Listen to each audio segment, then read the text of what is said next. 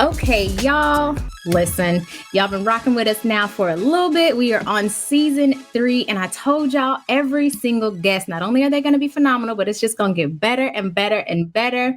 How you feeling, Danny? I'm feeling so good and so excited. Yes, me too. So, Trigger Happy Fam, if you have not already, I need you to make sure you are subscribing. The conversations that we're having, not only are they focused on our own growth, but we having a damn good time. So enjoy yourself, sit back, buckle up. Today we have Joy Taylor, and she is not only a television and radio host, but she is cool as hell. I met her. I think it was a Clubhouse conversation. Don't quote me, y'all. I'm a woman of a certain age, and sometimes my memory don't work as good as it used to. I believe it was a Clubhouse conversation, and I just really liked how much she not only held her own in the conversation, but just there was a kindness, even when having a conversation, in some parts of the conversation that were a little tougher, just the level of kindness. I'm a girl's girl, and I love kind, strong, accomplished women. It does something to my whole spirit.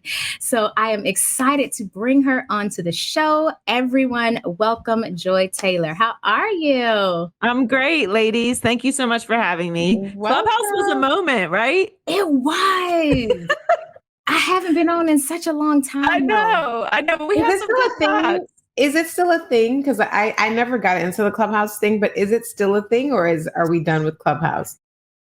I think we got outside a little bit. We're allowed to be out in the streets a little bit more now. Yeah. So I think we're taking advantage of the safe interactions, like with face-to-face with humans now. Yeah. But Twitter has sort of a Clubhouse feature as well that people are using for events and things like that. I think it's Twitter Hangouts. So there's still some branches of the technology that are being put to use. But it was really good for the time to get everyone, talking, because we were moving a little past the Zoom and FaceTimes. We needed something different. And it definitely brought me to a lot of people, actually. I connected with a lot of people on Clubhouse. Yeah, I must say, I'm outside, I'm not for the streets, but I do be in the streets. Okay. So being able to be in these streets a little more. I enjoy Clubhouse. I do, but I got to put more emphasis on it, because it is a phenomenal platform to connect with people who you would have never imagined that you would connect to, like to have like actual conversations, not where you're talking at each other, but talking to each other. I think that's what I like most about their platform.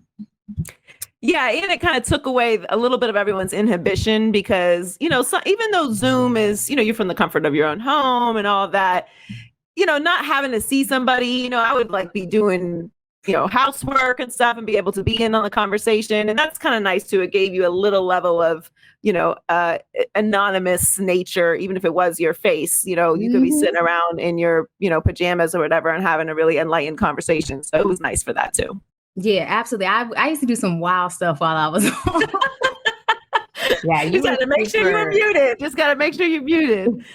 Yeah, you were super all about Clubhouse. Like you were into it, Alicia. You were like, you got to get on Clubhouse. It was just like, oh my God, I do not need another app distracting me from my life. Okay. That literal part. What I think I did like most, or do like most, because it's still here. So what I do like most about it is how you were able to kind of connect with some of the most powerful people who you may have seen, who, it kind of made them, and I hate to say a stone's throw away because I sound hella old, but it literally made folks kind of like a stone's throw away, and it humanized them more because it allowed them to speak in their own words. Be it for evil or for good. It allowed folks to, have conversations in their own words. But for me, when we were thinking about like this conversation around like power games, and how you play to win in like every aspect of life, I'm a nerd too. So for me, it always comes back to like, how do we define things? Because words absolutely mean things. So how do we define things and either take the definition and turn it on its head, or how do we make it so that the definition works for us. So when you think of like the word power, like what does that word like mean to you, Joy, when you think of like, okay, this is what power means for me or to me? So it's kind of a coincidence that you asked me about that, because I was thinking about today, I name my year, give each year a word. And at the beginning of the year, New Year's, I go on a hike because I live here in California. And I pick a word to manifest for the year. And in 2020, I picked patience. Be careful what you ask the universe for, because it will give it to you. You said words are important. They certainly are. So we all got to learn a little bit of patience in 2020. So I apologize that I talked that up for all of us. But in 2021, I picked the word power. And I was thinking about it today because throughout the year, it'll pop in my head. Like, what was it I wanted to do at the beginning of the year? And, I'm kind of in the middle of my busiest season now, and it's about to get even busier. And I wanted to kind of hone in on that. And I was thinking about that today. So it's ironic you asked me about that. And power to me is really defining my confidence again. And before we started recording, we were talking about being in our 20s, and in my 20s, you couldn't tell me shit. I knew everything. Just ask me. I had the answer for everything. There was nothing I couldn't do. I just had this unstoppable youthful confidence. Yeah. And that I just felt so comfortable in my own skin. Now, I made a lot of mistakes and a lot of stupid things, but I also just fully believed in myself. Like, you couldn't tell me shit. Yeah. And I lost that along the way. And I didn't want to get that exact kind of confidence back, because that kind of confidence also had a lot of ignorance to it. And I think you need to embrace your growth. Yeah. When you reach a certain point in life where, mistakes are no longer really accepted to that level. Not mistakes. We're going to make mistakes forever, but, youthful mistakes, ignorant mistakes. So I wanted to find a way to get my confidence back while also embracing the journey and the lessons that I have. So finding a space where I'm confident in who I am now, not feeling uncomfortable about the future because I'm planning for the future, but also not feeling anxiety about the past because I've forgiven myself for those mistakes. So to me, power, as I define it right now, for me, is just being really confident in who I am and speaking proudly to myself, and not speaking down to myself and not doubting myself in the way that I didn't when I was young, but also with the knowledge that I have now that I'm a little bit older. And that's been the journey for me this year, is just finding that balance and that power, as I would define it. You said something too, that giving yourself grace and the forgiving yourself piece. Mm-hmm. Like, especially for women who are successful or who are type A, when you make mistakes, it's kind of like, you're like, how? Me? Not me making a mistake. Yeah. Especially when you end up with stupid ass men. You're just like, damn, how did I let this happen? Like, it's always, I was telling this girl that the hardest part of most of my relationships, like as far as moving on, is forgiving myself. Because sometimes you're so, like, you just can't, like, the person that you are today can't imagine ever being that person. And you're like looking back at that girl like, well, who the hell was that? Like, I wouldn't have ever done that. That's not even me. No. That was my representative. That was not who, like, and you feel so embarrassed sometimes for some of the things. So I love that you pointed that out, like having that grace for yourself, looking back at that version of yourself, like, okay, she was a little rough around the edges, but she figured it out. She's the reason I am who I am today. And now I can build on that and become a better person. And I do think that's so powerful. And we oftentimes kind of don't recognize that and kind of pat ourselves on the back and still move forward with the knowledge that we gained from all those mess ups and all the things that we did back then that were really stupid. It actually helps mold us and shape us. And I think we were talking about that even in another podcast, Alicia, about how we have to learn to give ourselves a little bit more grace. Yeah. And if we're being honest, which we are obviously doing here on this podcast, it's a toxic trait. Yeah. It's a toxic trait to not forgive yourself. And it's a toxic trait to look at yourself and think, I couldn't make a mistake. How could it be? I'm sorry. How could it be me, making this mistake? And I had to really face that, because when you don't forgive yourself, you also leave yourself open to other toxic people who will come in and feast on your insecurities. Oh, yeah. And that is what I learned. And that's when I decided, when I really learned that that's what's happening, that's when I decided I have to forgive myself. It's not a matter of, there's no more time to sit around and sulk about these decisions or that mistake or that setback or that choice. It's not available anymore, because every moment's longer that I hold on to that is another person that can come in and pick at that scab and then use that for their advantage, because they can smell it on you. They can tell. Mm-hmm. So it's a toxic trait to think I'm above making mistakes. And it's also making you very vulnerable to other toxic people. Yep. Ma'am, it was the whole thing you just said for me.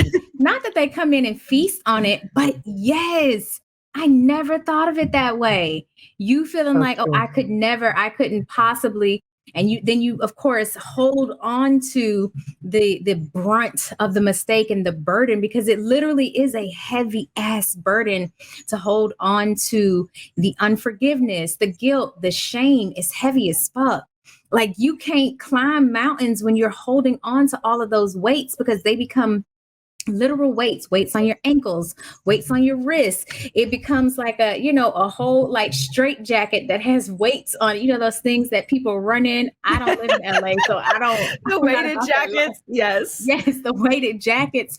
And you have to climb up a mountain because you got these big goals, big dreams, big vision, with the weighted jacket, the weights on your ankles, the weights on your wrists. You got all this weight on you. And then you're wondering why you keep getting exhausted, why you need more oxygen in order to keep scaling up. It's because you're holding on to too much. Let that shit go. You did it.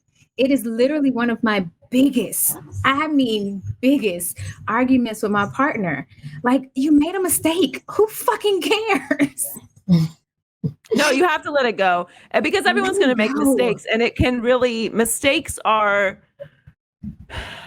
something that can manifest into many different things. Like you mentioned, with your partner, like, people who hold on to the burdens of their mistakes for too long, it becomes part of your personality. We all know people who would rather tell this tragic story than fix their shit.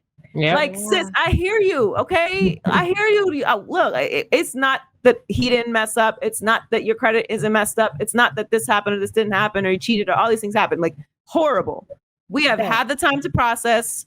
It is now time to fix the situation. But some people would rather, and I'm not judging because I've certainly done this, but you have to recognize, like, okay, now it's time to stop complaining. It happens. Let's fix it. Let's move forward. Let's learn our lessons and not allow this tragedy, this, incident, this choice, or this pain that someone else caused us when we were just young and vulnerable or just vulnerable or whatever, to destroy the rest of our life. They don't deserve that much real estate in your story. Mm-hmm. And if you don't let it go, if you don't face your mistakes in the situation, you don't let it go, it will become your story. And who wants that? Yeah. And that kind of brings us into, a lot of times people, and especially women, have this tendency to feel powerless. Like, we feel like we have no power, or we give up our power. Like how you're talking about people having that real estate in your life that they didn't earn, that they don't deserve. So many times we give up our power as women, as people, thinking we have none. Can you and you said that of course you've been there, but can you recall like a time that you felt powerless and how you were able to reclaim your power after? Because sometimes it's very easy to stay stuck in that powerless place, because if we're honest, it feels good. Sometimes it just feels good to just wallow and cry and complain and just be in this fucked up state all the time. It's like, do you recall like, I was powerless, but this is how I fought my way out of that to regain my power? Yeah, there is some kind of comfort in just being down, right? Mm-hmm. Especially because the people that care about you, that know what you went through, will support you for a certain amount of time in that, vulnerable space where you're healing. And you have some grace, and you should take the time to heal and process when you go through things like that. So I'm not believe me saying that you shouldn't take that time. But I'm going to mess this Bible verse up. What is it? There's like a time for mourning or healing or something. Sorry. All the things. Yeah. Yeah. It's a There's a time for everything. There's a time for everything. Yeah. You know what I'm talking about. So there's time for it. And then you got to let it go. So yes, I mean, I've been in, not to make this very dark, but I've been in multiple abusive relationships. My father was abusive as well. And that is the ultimate loss of power, because not only do you lose your independence, not only did I lose my financial independence, my emotional independence, my sexual independence, my physical safety, but I truly lost my identity. I didn't know how to make decisions anymore because I was so afraid to do anything that would upset, what was a temporary peace, that I didn't, when I was finally out of the situation, I'm like, I don't know. I don't know how to do anything. I don't know how to make a decision for myself. Where do I go eat? What kind of gym do I join? Like, I didn't know how to do anything because my identity had been completely stripped. And, that's a process to build back. And I'm still healing from that. But I think a couple things are important to do. Like, when you feel like you are struggling with something outside of yourself and you don't have the answer, it's okay to ask for help. Yes. And that's like a very cliche thing. Like, it's okay to ask for help. It's hard to ask for help. It's not an easy thing to do. And, we talk about it like, oh, like, ask for help, go to therapy. Like, it's hard for people to admit they need help. It's hard for me to admit I need help.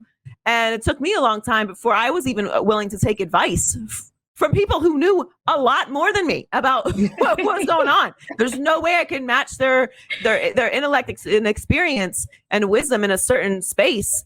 And I would rather just make my own decision and fail than listen to somebody who's like, hey, don't do that. This is the easier way. So, it is a process to learn how to humble yourself. Yeah. And ask for help.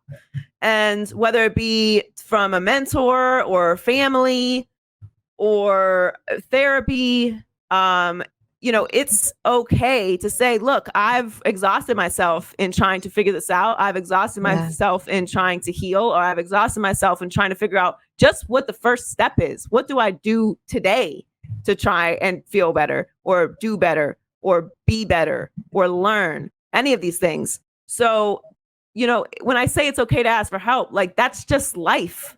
Everyone gets help from everybody. Wealthy people help other wealthy people. Okay. Like, everybody helps everybody, in one way or another. And so it's not that it's okay. Like, it's actually life to be helped by other people and to ask for help. And that took me a very long time to learn, because, it is an independence thing. And when you are an independent person, not just a woman, because I've seen men struggle with this, and men might even struggle with this even more, because women, we have, despite what men think about women, we are very nesty. I have a lot of girlfriends. I like women. I prefer to talk to women. We always say that, Alicia. Like we're girls. Like, I love women. Like, don't let this hoodie fool you. Okay. And it's not that I love men. Obviously, I adore men. It's not that. But like, when I'm going through something, I don't want to like talk to my guy friends about it. Like, no. And they probably might, if it's for men, they probably would give me better advice. But, I want to talk to my girls. Like, I want to celebrate with my women, it's just, that's just how I am. And I think a lot of women are that way. I have a much smaller list of bad interactions with women throughout my life than men.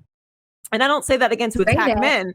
I'm just saying, like, I think men also, like, I've seen men really struggle with asking for help, because it's this idea of this toxic masculinity that, like, men can't go to therapy and men can't complain to their boys, and like men can't cry and men can't have emotions, and you're soft if you do this, or you're soft if you ask somebody for a job when you can't find one, or you're soft if you ask someone for help with your kid because you got them for the weekend and you don't know what to do, but you don't want to call your baby mama. Like, it's not about being soft or hard. It's just life. Yeah. Like, and if someone's judging you for that, why do you want them in your life? They ain't got their shit together. I guarantee they don't have their shit together, because somebody who has their shit together knows how much shit you have to get together to have your shit together. So, it's for everyone, really. Like, it's very hard to get to that space where you're like, yep, I don't know how to do this, and I'm just going to ask for help. Yeah. Listen, you said something that was so good to my spirit. It was around the wealthy people help each other because they understand that's life. That's just how it fucking goes. You're supposed to ask for help. Anybody who knows it all won't be here too much longer because you've exhausted all of your everything. It is finished for you. There's nothing else for you to learn clearly. So you're going to go ahead and transcend because it is done. You've done it all. You're ready. You figured it out. You cracked the code. That's it. Like, there's nothing else for you to do. So being willing and understanding, like, hey, it doesn't make you bad to need help or to ask for help. It actually makes you a really, really strong person to say, hey, I'm struggling. Like right now, when people ask me how I'm doing, I don't say, oh, I'm so great. No, I'm going through a really tough transition. I'm excited for what the other side of this transition looks like because I'm struggling. I wish I wasn't, but I am struggling. I am struggling hard. These are some new demons. I ain't dealt with these. You know what? Something that I've learned from being in Los Angeles, and I'd seen a lot of wealth in Miami, but LA's different. Okay? There's some very powerful people out here. This is a little next level. It's different.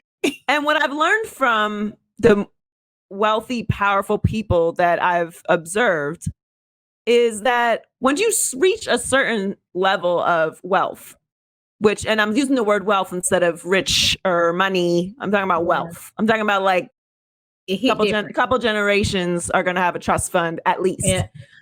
Wealth, power. They make decisions that affect millions of other people, that kind of power. Mm-hmm. They're not concerned about a stock tip or, what you think about Bitcoin or something. Not to like take jabs, but I'm saying they want information. They're always asking questions. What do you think about this in your business? Yeah. How do they do this? What was the reaction where you work when this happened? They're always asking questions because information is the most valuable tool to them. Wealthy people, they trade information, not necessarily things that are on the small scale, but what's small to someone is big to them because they think, and this is the way that wealthy people stay wealthy, is they think and see in a macro level. Yeah, it's about them, but it's also about them. Like, okay, they're doing that, so that's going to affect me. That's going to affect this. And I always felt like that's very, very, very choosy about my information, but also that was interesting to me because it's a common thread. Information is actually very, very important. Mm-hmm. And that's why I say wealthy people help other wealthy people. Yeah. Because it's like, I know this is going to happen, or I know that this is happening, or I see this shift changing, or we're doing this with our business because this business did that and this was successful. So it's not so much about being humble. It's about, this is actually what people do. Like, oh, we tried this at our company. It didn't work. Just so you know. Oh, okay. We won't do that then. Let's do this because this worked. So it really is about being aware of yourself. And I think self-awareness is one of the hardest things to sharpen. And it's one of the most important things to being successful. Yeah, because information sharing, it also too, it helps you to be proactive because you're able to see, leaders live in the future. Like sometimes people ask me what date is it? I sometimes forget because I'm already on next month and the things that need to be created. And my mentors, the ones who have they just blow my mind. Every time I talk to them, it's always about what's happening down the road or what's next or what it looks like. And it's always, hey, baby, this decision right here that you're making, I need you to adjust this because this is what it affects later. Right. Which is also too why, whether you're a man or a woman, the most important business decision and life decision you will ever make is who you decide to make your partner. Like who you make your partner, it will change the trajectory of your life simply because you become like those who you are most around. And you were talking earlier about dealing with abuse. And I too have dealt with it. And I share all the time. So this isn't like some hidden secret. But I lost my first child because I was 17 weeks pregnant.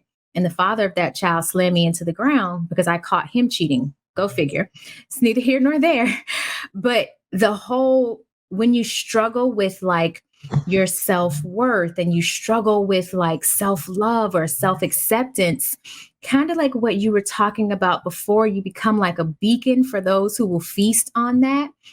What advice, now that you are, of course, you're still working and still healing and still doing all the work, but what advice do you have for young women who are struggling with being confident in like choosing paths that aren't the norm and carving their own lane and owning who they are? Because that takes work, right? Like it ain't always so easy to get there, you know?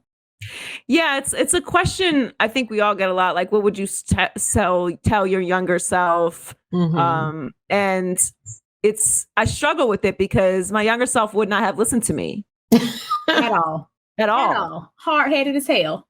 Because I knew everything. So the advice that I give to young women now is truly, truly try to know yourself.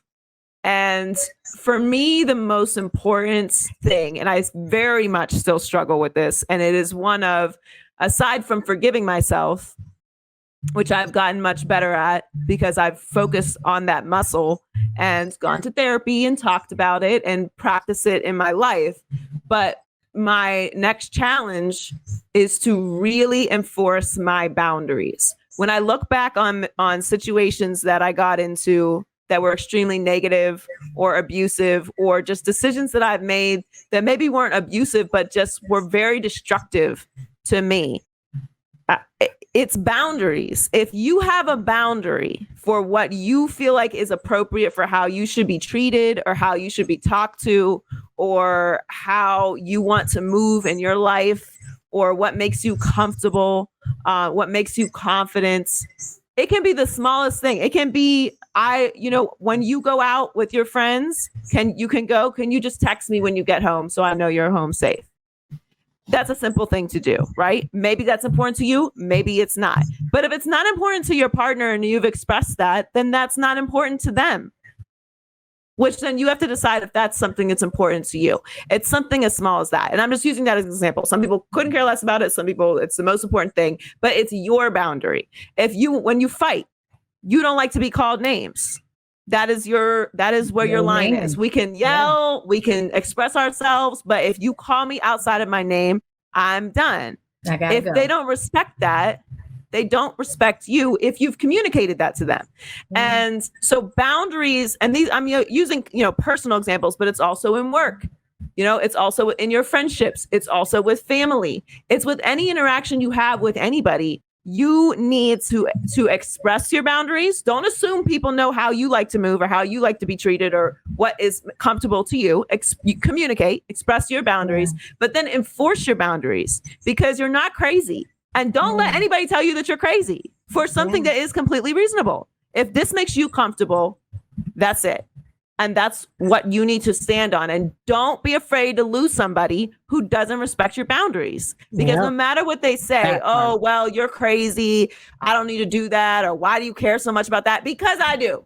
Right. Because they'll try to gaslight you in a quickness. And absolutely. Every single time with the gaslighting. And what gaslighting leads to is a deterioration, as I mentioned earlier, of your personality.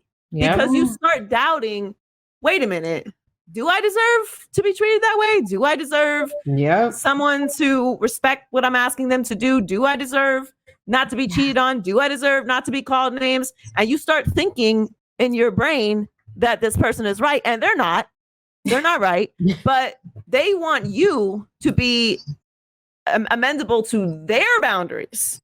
Yeah. So if someone truly respects you and truly cares about you, whether it's your boss, whether it's your best friends, whether it's a family member, whether it's your boyfriends, whoever it is, if they don't respect boundaries that you have expressed for yourself, they are not for you. Now, sometimes family, we got to, take a little break, whatever, come back, you got to fix things. There's certain people that got to stay in your life in some capacity. And listen, I'm only saying that because some people feel that way. I do not. If you are in my family and you are causing me stress or you're impacting my life in that type of negative way, it's bye-bye for you.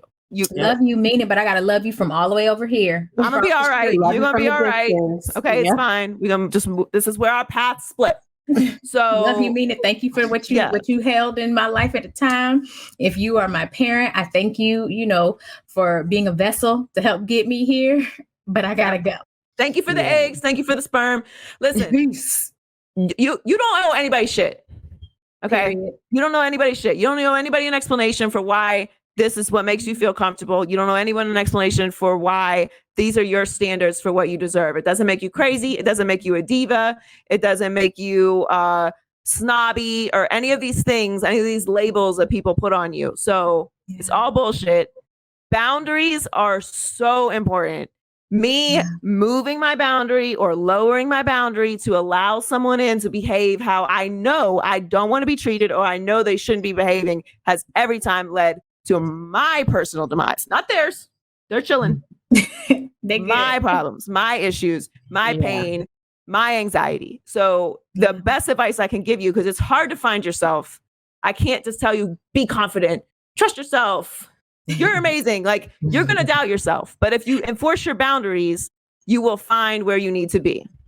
Yeah. And I think we can apply that just across the board. But I know especially many women are working in male dominated industries, just like you are. And they find it very difficult to enforce boundaries when you're surrounded by men. And I'm not here to man bash because I love men. I need men. I want men. Okay. All the above. But when it comes to the workplace, and so much has come out through the Me Too movement and all the things that have come out of just how many women have been silenced in the workplace because they were afraid to lose their jobs. They're afraid to not get that promotion, somebody smacking you on the ass and you're just like, okay, that was awkward. Like when Me Too came out, I had so many moments that I was like, damn, I guess that was sexual harassment.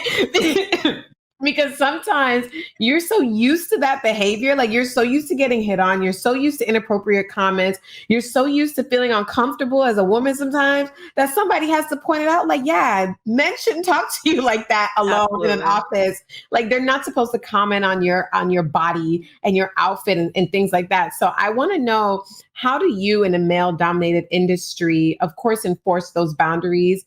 But how do you stay competitive and stay true to yourself at the same time so that you can, have the success in the things that you want? Because I know that a lot of women find that very, very difficult.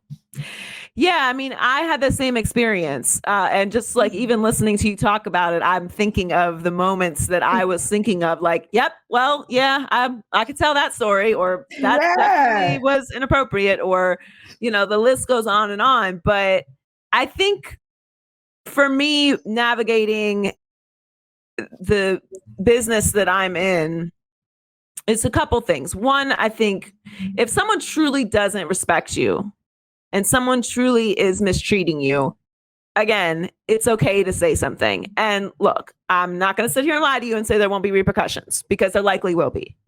Because probably the people in power are men. So you're going to be dealing with other men who likely at some point did the same thing to someone else that you're complaining about.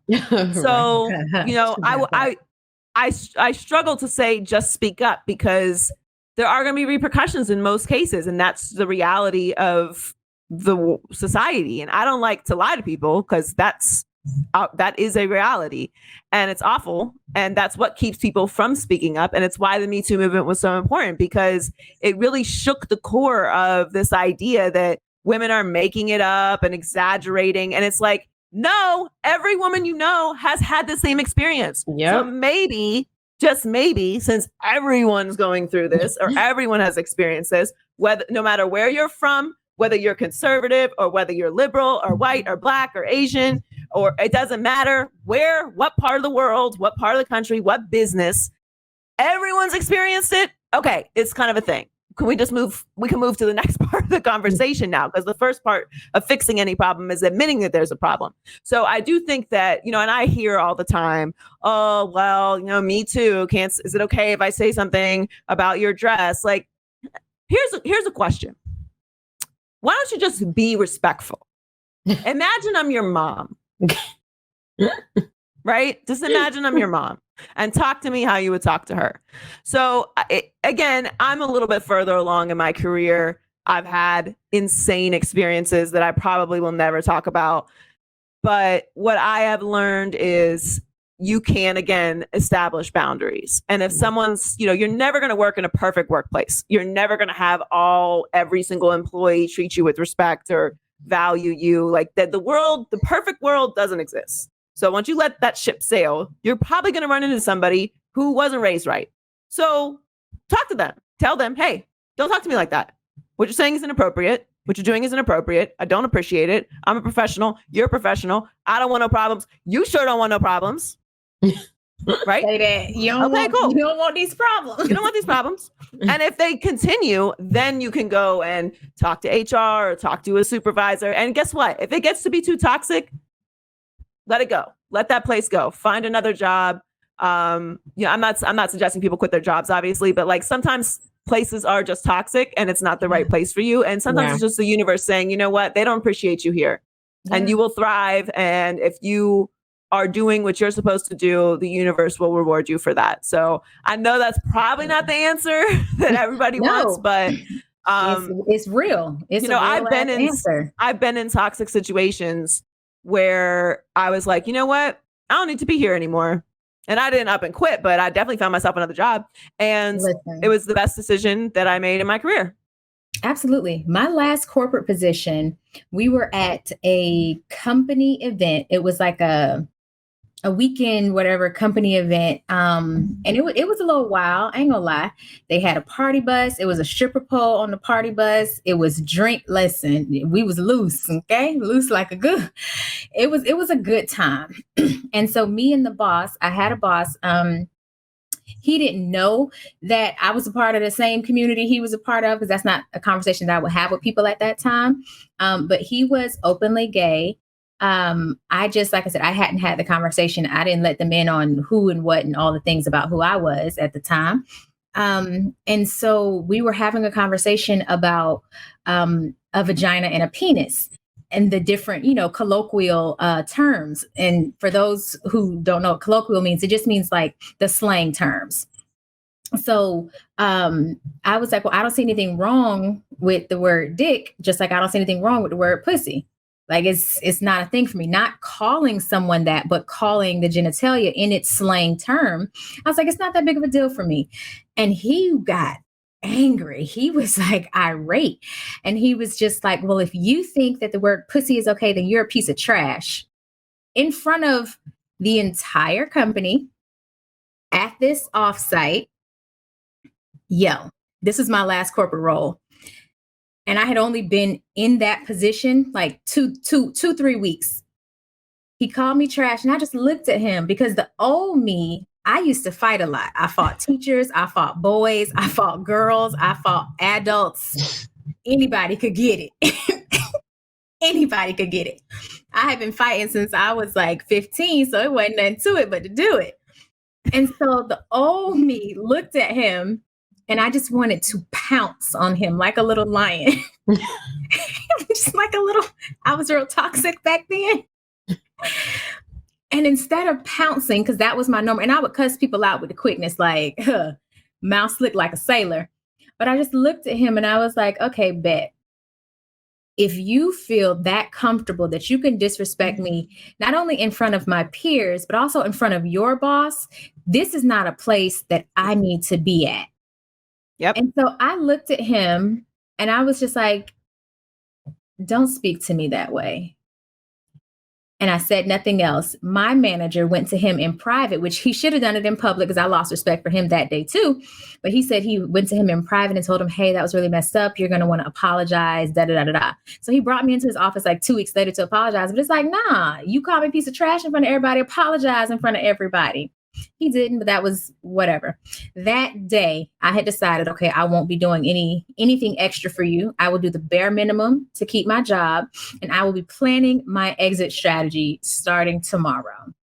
Because what you're not going to do is talk to me crazy, period. You're not going to be yelling at me, and you definitely not going to call me out of my name. And especially in front of people. Yeah. And I think like that exit strategy, like you both are talking about, even in romantic relationships, like sometimes women feel so bound, or you feel like there's nothing you can do. What if you leave him? And what about the kids? And what about this? And those are all valid, genuine concerns that you should have, especially when children are involved, especially in abusive relationships where it's not that like he's not going to maybe let you just pack your stuff and walk out without there being a violent altercation. Yeah. But sometimes having a plan and having an exit strategy, like really strategizing and being intentional about your life and about your plans can really make all the difference. Like, you know, maybe start calling, like if you're in an abusive relationship, maybe start calling some shelters around you, maybe reaching out and not acting like everything's okay, and reaching out to people that you trust. Like it's so important to build that community and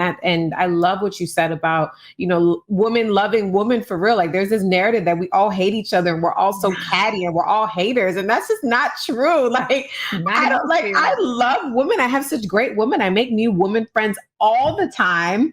Like, I'm just like, what are these women talking about? Like, I have lots of girlfriends and I make new girlfriends. I'm the girl in the bathroom when we're drunk at the club. Like, hey, are you cute?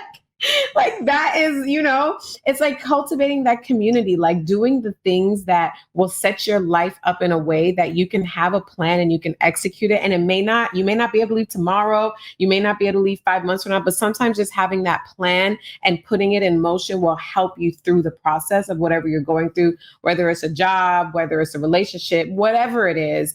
I think it's super important to strategize and plan just like you would with anything else. It really makes a difference. It definitely made a difference for me when I was exit strategizing in my last relationship. And don't assume that, you know, everyone has your best intention at heart. And exactly. I think it doesn't matter because I'm the same way. Like listen, I stay ready for the smoke. But that said, I know people who are very like soft-spoken and gentle, and they wind up in the same situation. So it doesn't matter what you are used to, what you see growing up, what your experiences are. If you're tough or you're softer, it just doesn't matter. So, you know, being responsible for yourself is very important because there are bad people out there. I don't like preaching this idea that, you know, we're all trying to make the world a better place, right? In general, you know, I am. But I'm also not under the illusion that all bad's just going to go away. It's not. That you can vibe so high. You can just vibe so high and drink all your water and mind all your business, and all the bad people will go away somehow. You can light all the sage and water all the plants. Okay. And look, it's important to do and keep yourself in an elevated space, but there's still always going to be somebody who's going to try and fuck that up. Yep. So, you know, don't assume that just because you're in that space, that everyone's in that space. Right. And, you know, it's also, I think it's okay to, and it's hard too. It was very hard for me. Very hard. It's not, I don't even know if I'm at this space 100%, where letting go of things, you know, it's very hard for me, especially if you're an independent woman, if you're an alpha woman, you refuse to, back to like making mistakes, you refuse to let something fail. And for me, especially when it comes to relationships, and this can also apply to your professional life as well, that you just keep holding on to this. Like it's going to work. It's going to go back to what it was when I first met it or what I imagined it to be. Yeah. And it's just, sometimes it's just not. And that's okay. and like, there's so many chapters in your life. And we all talk to our friends who go through breakups or go through a transition or go through losing a job or leaving a job or changing career paths or any of these things, having children, not having children, any divorces, whatever. Is like, you know, we try to encourage them, like, you know, you're going to be okay, because you are going to be okay. Yep. You are going to be okay. And you also have to tell yourself you're going to be okay. You weren't through a breakup before. Now, if this is your first breakup, all right, sorry, this is going to feel like the end of the world. It's not the end of the world, but you know, it's going to feel like that. But you've been through things before. Oh, first breakup. Man. You've been through things before. Yeah. You've lost people. You've moved cities. You've moved houses. Like, change is an inevitable part of life. And sometimes change is forced upon you. And that's okay too. It's how you handle change. I mean, I think this past year was a good example. I think we all encountered a different version of a lot of people that we knew. Like, hold up. This is a lot for everybody. Okay. Yeah. But we're all trying to figure it out. This is not a time to be stubborn. This is not a time to act like everything needs to be molded for you. Okay. Like we are now a global community at the highest level.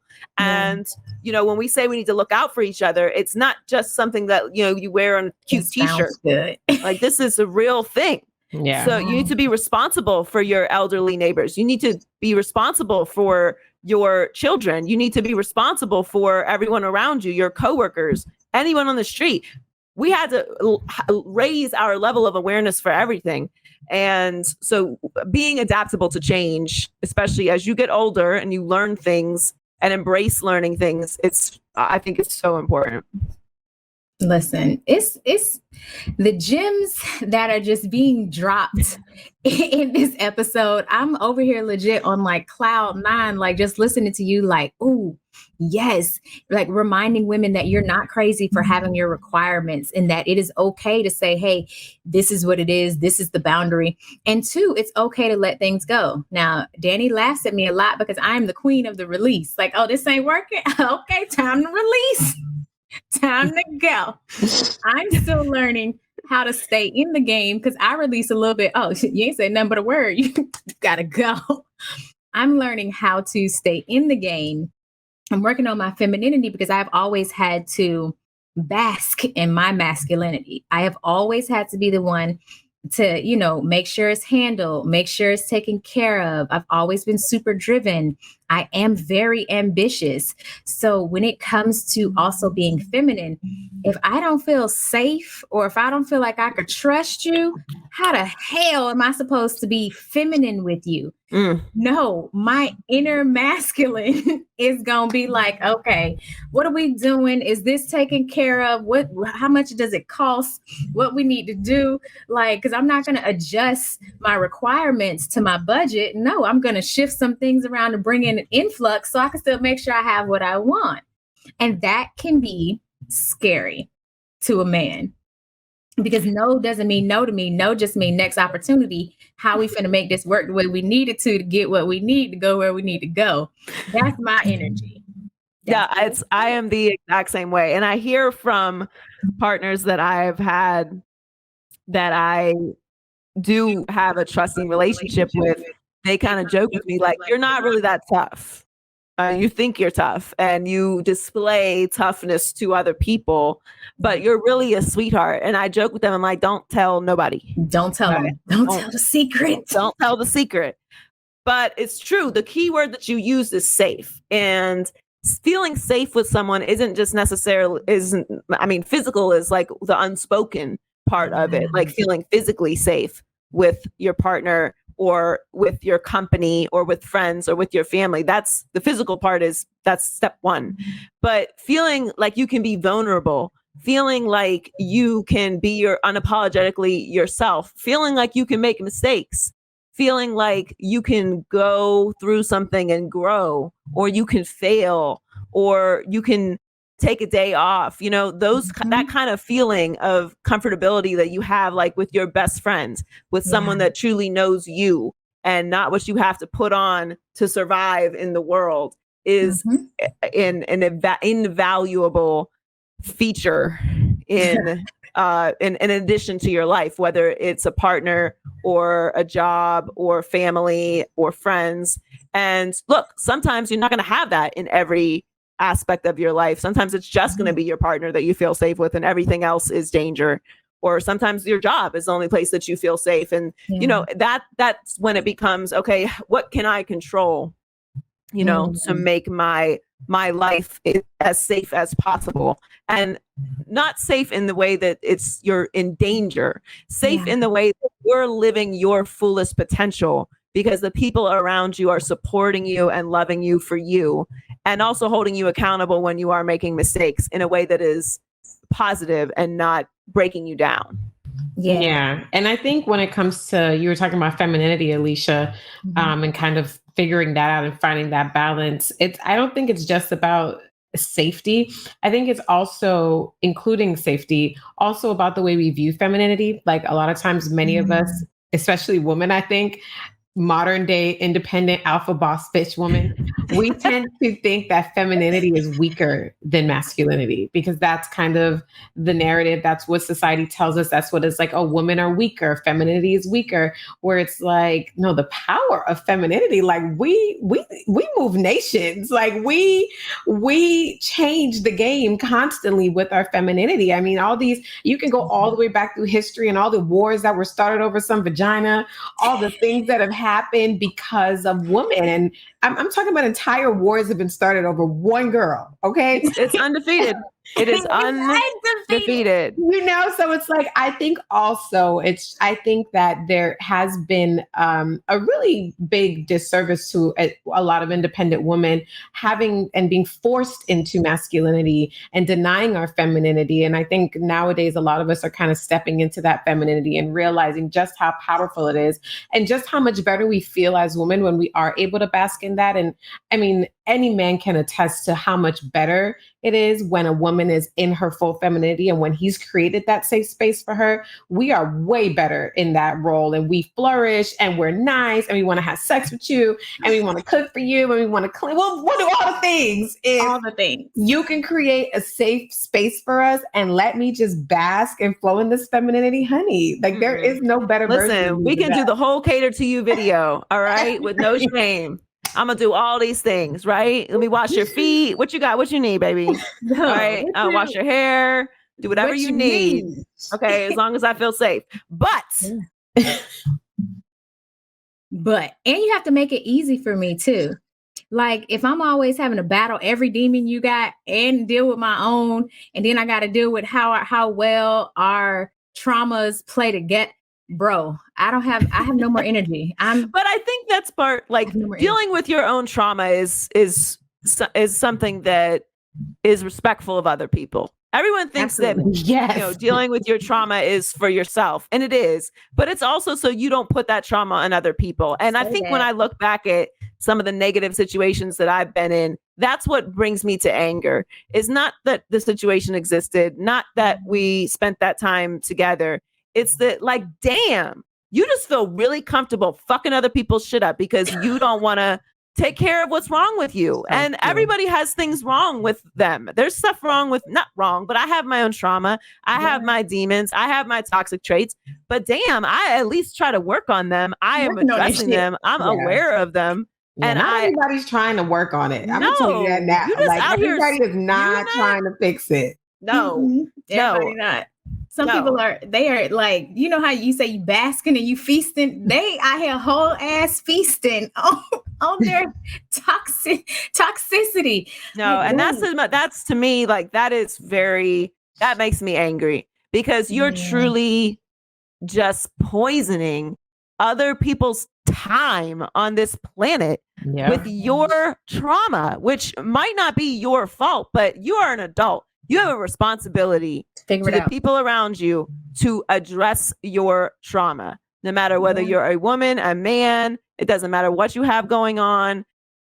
And we see this through generational trauma, right? Like not to, put this on our parents or anything, but therapy was not a thing. When I was growing up, if you was in therapy, it's because, first of all, government was paying for it. And it's because you have already spent some time away from the rest of us in a facility.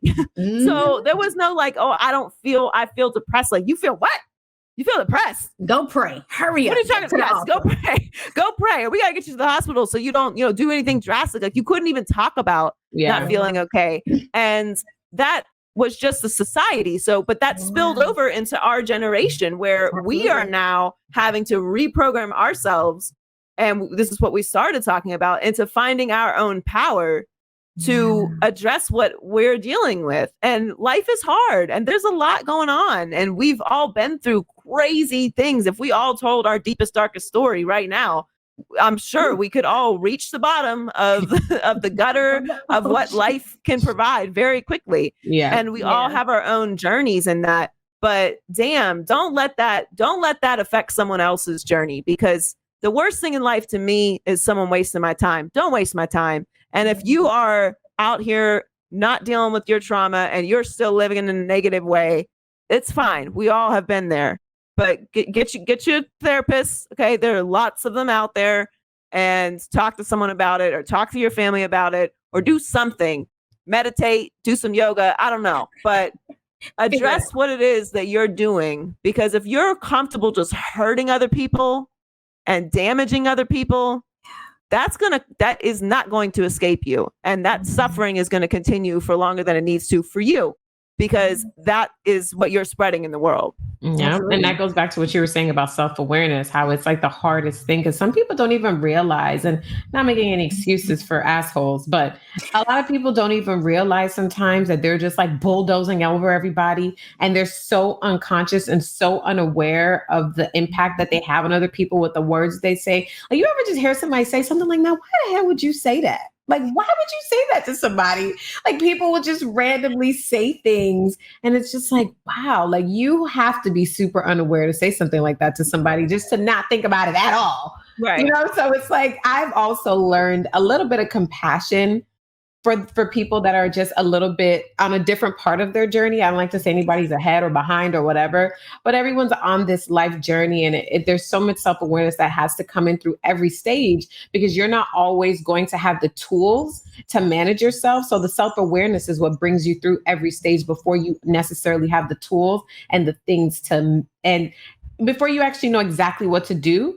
Just be self-aware and sit in that sometimes and just think about how you're impacting, how you're feeling, how others are telling you that you're making them feel, so that you can at least be a little bit better as you work through your fuck shit.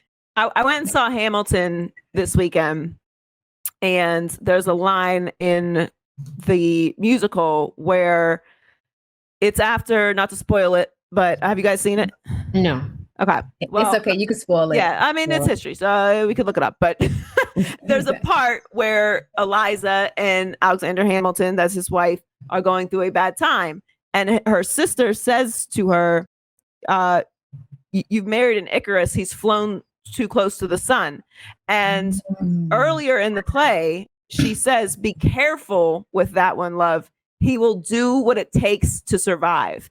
And it's the first time I saw it, I was like, damn, that's a bar. But I had to think about it for a little bit, because those are the kind of people that are doing what you just talked about, just bulldozing people. He will do what it takes to survive. Ooh. Sometimes people have been through so much, they don't know anything else other than surviving. They don't mode. Yeah, they don't know healing. They don't know peace. They don't know release. They don't know safety. So the only way they know how to exist is in survival mode. And that is incredibly toxic, but they have no door. They have no out.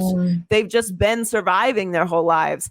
And a lot of us can feel that way. But if we have found that crack, to sneak out of that trauma, that darkness, and have allowed the light in to heal a little bit, now we can see, okay, when I was doing this, I was wrong. When I was doing this, I wasn't in a good space. Yeah. Exactly. But some people are still in that room, and they're lost. And that doesn't excuse their behavior, of course, as you said. It doesn't make what these people are doing right or justified. But recognize that they're called red flags.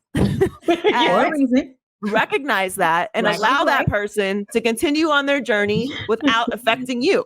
And, so we're all at these different places, but yeah, there are certain people who they've just been, I mean, I've been with people who are just, the only thing they know how to do is survive. Yeah. We like to call some of them narcissists. Those people are real. And it's important, because you can't, there's no amount of reason. There's no amount of kindness. There's no amount of prayer. There's no amount of money. There's no amount of nothing that you can do. There's nothing you can do. Nothing to open that door for that person. The door is on the other side.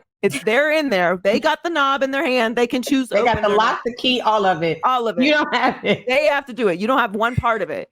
And that can be very frustrating, but you're never going to beat that door down. And those kind of people can really destroy you if you aren't aware of it.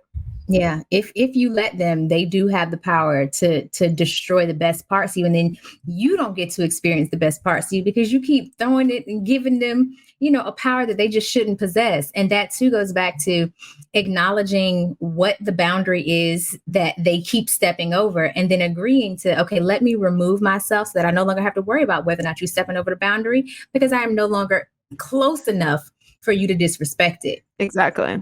And so for me now, again, when I look at the fact that you are one of the few solo female, sports radio hosts like in the country, from a moderator to now like being the host of like your own solo show.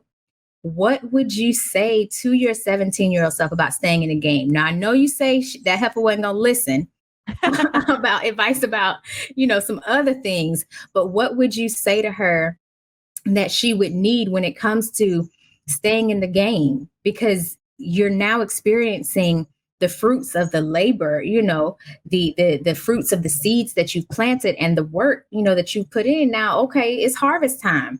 But what would you say to her about like staying in the game? Because it's not always easy, especially when shit gets hard. I would say to really be your authentic self and don't compromise that to make other people comfortable. Because, and I think especially for Black women, that is a conversation we have all the time, because we have a specific power and everyone is not used to being around that, and everyone doesn't understand it. You can get labeled very quickly, and it's hurtful and it's hard to navigate. How am I supposed to be to fit into this space? Wrong. How is this space going to make room for who I am?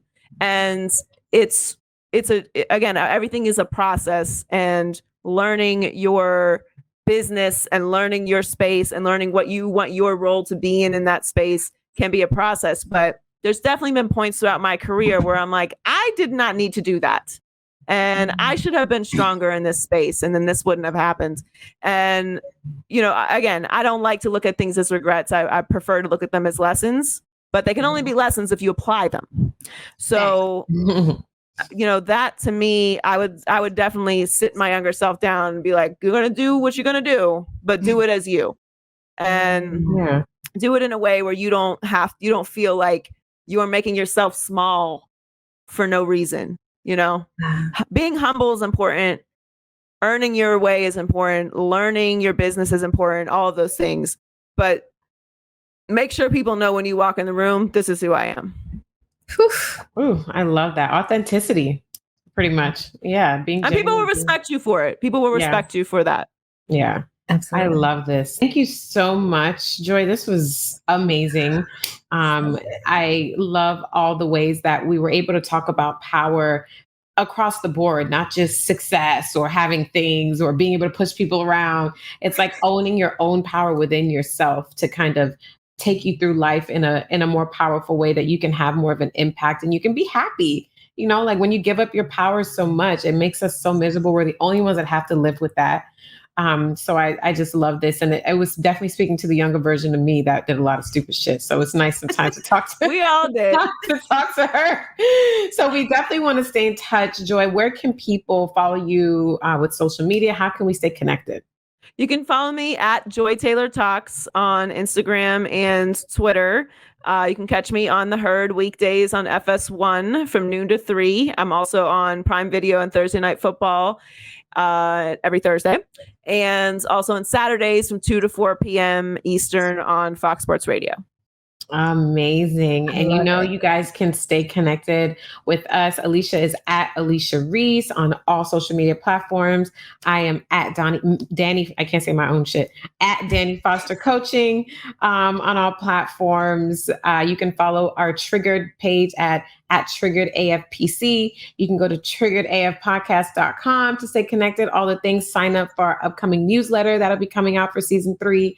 We thank you guys so much for listening and for riding with us. We told you guys the conversations were going to get bigger and better. And I know this one delivered. So again, thank you so much, Joy, for your time. And everybody tune in for the next episode of Triggered AF, the podcast. Bye. Thanks, ladies. Thanks so much for listening to this week's episode of Triggered AF. Remember, don't be consumed by your triggers. Confront it and then work to release it. Whether you leave us more triggered than you came or you're feeling like you've been open to a new perspective, our hope is that you've grown. Make sure to share this episode with a friend who's trigger happy and tag us while you're listening. We can't wait to hear from you. Until next week, pull it together, girl.